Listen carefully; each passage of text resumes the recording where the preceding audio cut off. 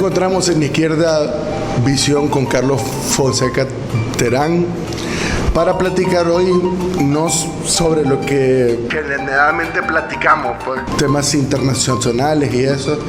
Hoy te quiero hacer una entrevista biográfica. No mucha gente joven sabe tu historia, pues únicamente sabe que sos el hijo del comandante en jefe, fundador del Frente Sandinista, Carlos Fonseca Amador.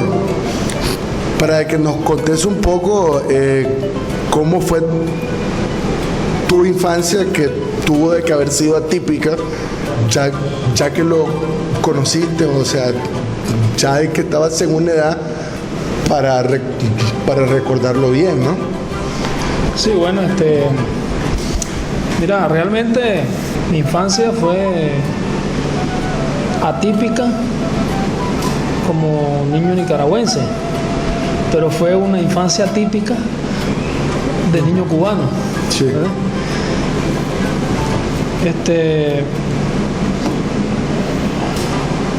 Mi infancia en Cuba se originó por el hecho de que cuando se da la liberación de mi papá, que estaba preso en Costa Rica, como sabes, bueno, mucha gente no lo sabe, hay que decirlo. Sí. Se dio una acción, un operativo de un comando revolucionario internacionalista dirigido por Carlos Agüero, que luego fue uno de los cuadros más relevantes en la historia del Frente.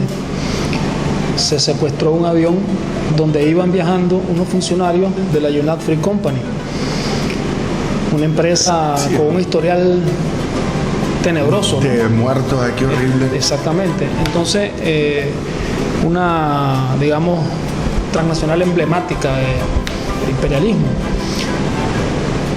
Se tomaron como rehenes a estos altos funcionarios de la United Fruit Company a cambio de la libertad de mi papá, de Humberto Ortega y de Rufo Marín y Plutarco Hernández. Plutarco Hernández, correcto. Esto es en el año... Esto es en 1970. Sí. Mi papá había caído preso en el 69, por ahí. 60, al final del 68, 69, inicio del 69, por ahí. Y había habido un primer intento de liberarlo. Y realmente lo lograron liberar, pero fueron recapturados a las pocas horas debido a que en la operación de liberación el jefe del comando de ese primer operativo, que era Humberto Ortega, fue herido de gravedad. Entonces eso limitó mucho la capacidad de movimiento. Y por eso ya no era solo él el preso, sino que eran... Sí, ellos además estaban en Costa Rica, ¿no? Exacto. Estaban presos en Costa Rica, en Alajuela. Exactamente. Entonces se logró la liberación mediante el canje de rehenes, ¿verdad? Y entonces él fue trasladado a Cuba. Con motivo de esa situación, mi mamá decidió que nosotros nos trasladáramos a Cuba, pues. En ese tiempo el pasaporte nicaragüense tenía ahí estipulado de que el portador de ese documento tenía prohibido ir a los países socialistas. Sí. Quisimos irnos primero por México, no se pudo porque el gobierno mexicano, en contradicción con lo que había sido su política de darle refugio a los perseguidos políticos en el mundo entero, no nos dejó entrar porque éramos la familia de un terrorista. El gobierno mexicano de esa época, creo que era Díaz Ordaz, o si no, ya Luis Echeverría, o Luis Echeverría, creo que estaba allá. Asilo a un montón de era Luis Echeverría que estaba ya de presidente. Bueno, el asunto es que entonces nos fuimos por Chile, aprovechando que Allende había ganado las elecciones. Esperamos la toma de posesión de Allende y entonces nos fuimos a Cuba. Y entonces en Cuba transcurrió mi infancia, de los 4 años hasta los 12. Mi padre estuvo con nosotros desde ese momento hasta el 75, o sea, hasta los 9 años iba a cumplir yo, cuando él regresó aquí a Nicaragua. De manera pues que desde el 71 hasta el 75 fue la parte de mi infancia que estuve con mi padre, pues. ¿Cuáles son tus recuerdos? Muchos recuerdos, pues. Los más presentes que tengo, que tienen que ver con cuando él nos hablaba a nosotros de las cosas importantes, pues, de Nicaragua, claro, a la edad nuestra, ¿no? Él nos contaba las cosas de una manera que nosotros pudiéramos comprender. Nos hacía cuentos que él inventaba sobre la realidad, sobre todo la realidad social, la explotación, la situación de miseria en que vivían los campesinos y la pobreza, ¿me entendés? Y toda la situación de la explotación era en lo que él más hacía énfasis, pues. Y bueno, salíamos con él. Tengo muchos recuerdos de salidas a pasear con él. Siempre nos llevaba algún cariñito, un caramelo, aunque fuera pues algo. Y también yo iba con frecuencia con él a su oficina, que estaba como a 1 kilómetro de la casa donde nosotros vivíamos. Y ahí también pues conocí a muchos compañeros del frente que estaban en esa época en Cuba, que pasaron por Cuba en esa época. El comandante Daniel Ortega, Humberto Ortega, Lenín Serna, Jacinto Suárez, Omar Jales Leven, Olga López Avilés, muchos otros compañeros, por ejemplo, bueno, Doris Tijerino, por supuesto, compañeros muertos como José Benito Escobar, Carlos Agüero, Germán Pomares, Rufo Marín, Roger Dechón, una cantidad inmensa pues de gente que pasó por ahí, y de hecho yo creo que se ha contado poco sobre ese momento, sobre esos años, pues esa etapa de la historia del frente que hay cosas interesantes, ¿no? Que todavía hay gente que puede contar algunas cositas en Cuba. Desgraciadamente ya hay algunos, diría yo, los más importantes cubanos que podrían dar testimonio de esa época que ya fallecieron, ¿no? Sí. 3 ya han fallecido.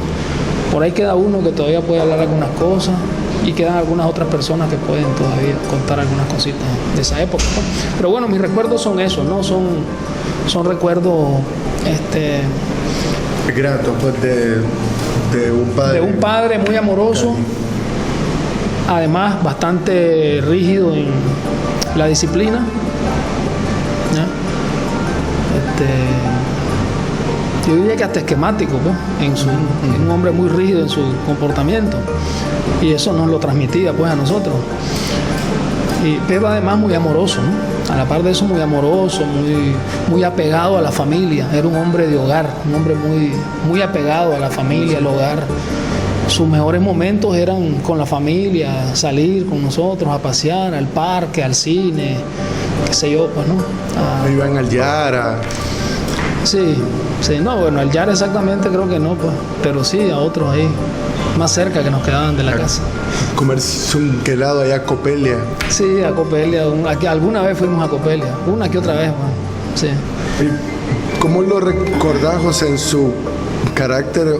O sea, que una vez vos como niño viste alguna escena, pues, donde él estuviera intercambiando con gente, pues, del frente.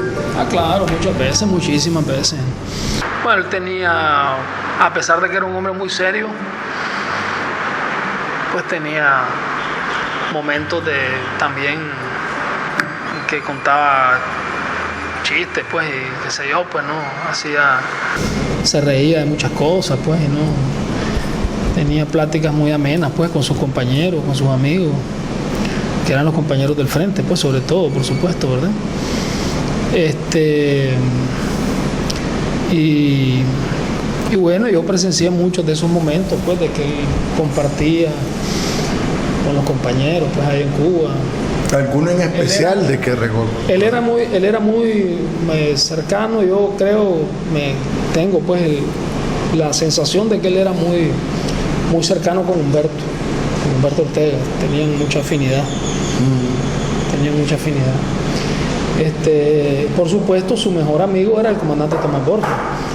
Pero Tomás en esa época no estuvo en Cuba. Yo no conocía a Tomás en esa época. Tomás estaba aquí, claro, en esos años, pues no estaba en Cuba.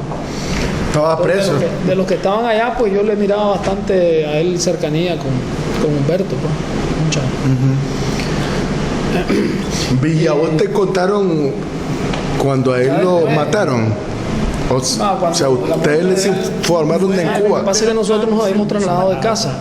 Entonces, en la casa donde estábamos, porque aún en la anterior casa nadie sabía quién era él. Claro.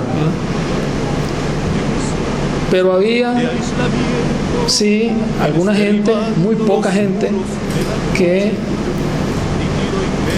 sí, medio sabían algo, ¿eh? Pero que claro, cuando vieron la noticia en el periódico supieron inmediatamente de quién se trataba, porque había sido su vecino durante muchos años, ¿no? Sin embargo, el lugar a donde nos trasladamos a vivir, ya sin él, ahí ni idea tenían, pues, ni siquiera lo habían visto nunca. Salió la noticia, para ellos no tenía nada que ver con nadie, esa noticia. ¿Fue pues en qué parte pues, de Cuba se estaba? pusieron, o sea, primero vivíamos en Playa, en 17 y 64, 17 y 64. Y después estábamos cerca de La Habana del Este, Reparto Bahía se llama. Largo. Sí, bien lejos de ahí. Sí. Entonces, en ese nuevo lugar donde estábamos, bueno, como en todos los lugares ahí en Cuba, en todos los barrios y eso, ponen sus periódicos murales, el Comité de Defensa de la Revolución. Claro. Pusieron el periódico mural y pusieron la noticia ahí en el periódico mural. Pues. Así me di cuenta yo, porque vi el periódico mural. ¿Entendés? ¿Y qué sentiste vos como niño? Pues, o sea, yo lo que hice fue negarlo. Yo no lo creía. ¿Entendés? Porque eso amortiguó el golpe. Claro. Mientras que mi hermana, la Tania, sí no tuvo esa defensa psicológica. Ella se atacó en llanto, pues, y todo. Entonces, bueno, ya después con el tiempo fui asimilando, pues, digamos, fui procesando el asunto. La verdad es que esos golpes en la vida nunca se logran superar. Lo que uno tiene que aprender es a convivir con ellos.